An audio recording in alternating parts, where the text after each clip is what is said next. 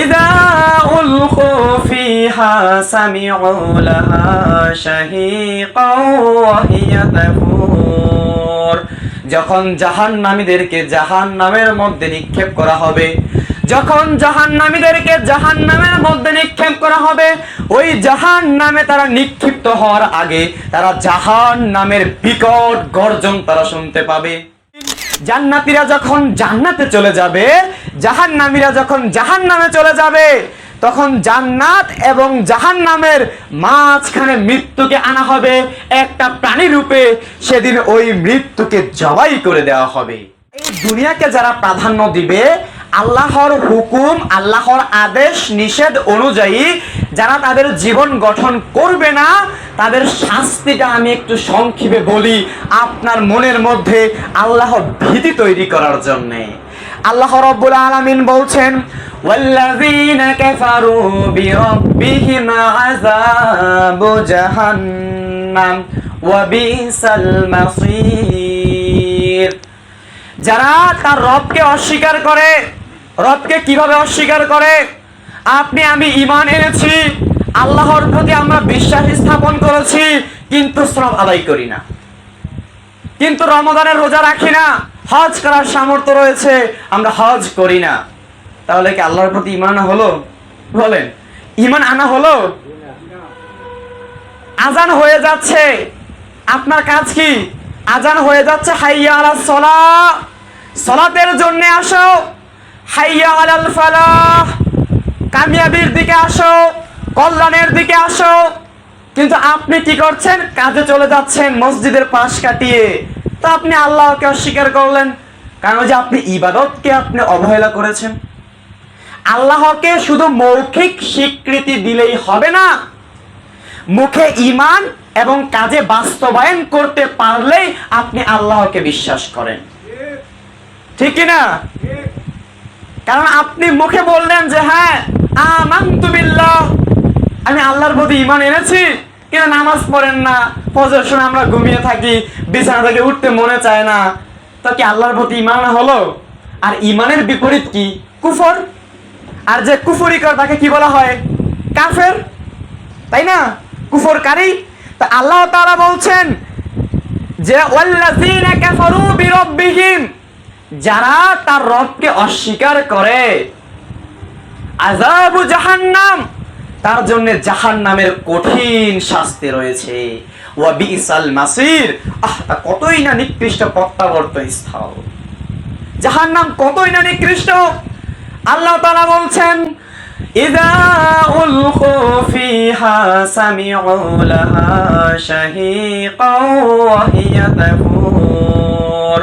যখন জাহান্নামীদেরকে জাহান্নামের মধ্যে নিক্ষেপ করা হবে, যখন জাহান্নামীদেরকে জাহান্নামের মধ্যে নিক্ষেপ করা হবে, ওই জাহান্নামে তারা নিক্ষিপ্ত হওয়ার আগে তারা জাহান্নামের বিকট গর্জন তারা শুনতে পাবে, জাহান্নামের বিকট গর্জন তারা শুনতে পাবে।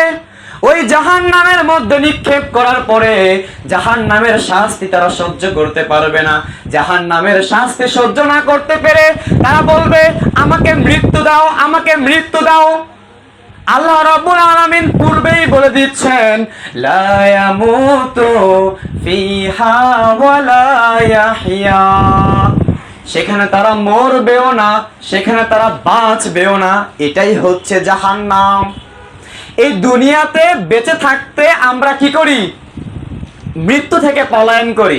আমরা কেউ চাই মৃত্যুবরণ করতে? বলেন, কেউ চাই মৃত্যুবরণ করতে? এই দুনিয়াতে আমাদের সকলের সবচেয়ে অপছন্দনীয় বিষয়টা হচ্ছে মৃত্যু। কেউ পছন্দ করি আমরা মৃত্যুটা? কেউ পছন্দ করি না। কিন্তু আল্লাহর এই আল্লাহকে অস্বীকার করার কারণে যখন জাহান্নামে দেওয়া হবে, ওই জাহান্নামবাসী সেদিন বলবে, আমাকে মৃত্যু দাও, আমাকে মৃত্যু দাও।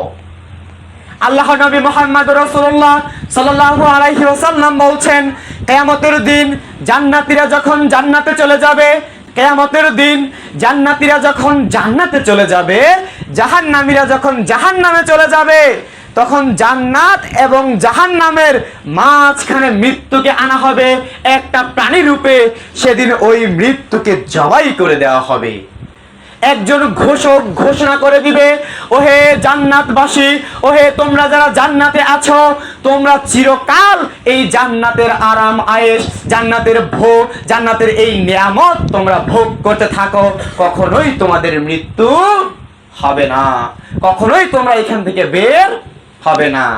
পরক্ষণেই বলবে, ওহে তোমরা যারা জাহান্নামে আছো, দুনিয়াতে থাকতে আল্লাহকে অস্বীকার করেছিলে, আল্লাহর বিধান অনুযায়ী জীবন গঠন করনি, রাসূলের দেখানো পথে তুমি চলো নাই, আজকে তুমি জাহান্নামী হয়েছ, তুমি চিরকাল এই জাহান্নামের শাস্তি তুমি ভোগ করতে থাকো।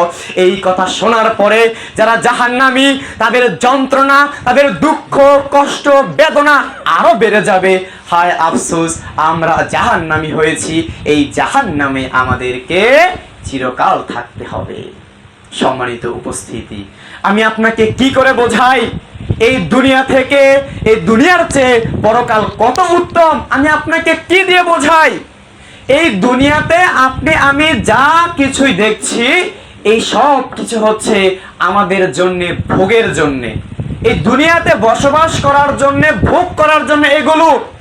আল্লাহ তাআলা বলছেন সূরা আলে ইমরান পড়ে দেখবেন, যুয়িনা লিন-নাস, মানুষের জন্য সুশোভিত করে রাখা হয়েছে, সাজিয়ে রাখা হয়েছে।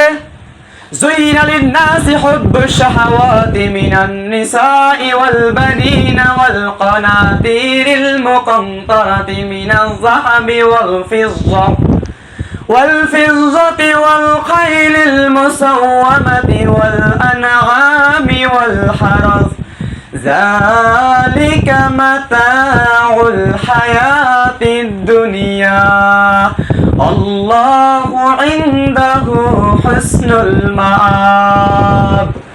আল্লাহ রাব্বুল আলামিন বলছেন, এই দুনিয়াতে তুমি যা কিছু দেখতে পাচ্ছ, এই দুনিয়াতে তুমি যা কিছু দেখতে পাচ্ছ, নারী, ধন সম্পদ, স্বর্ণ রূপ, গবাদি পশু পাখি,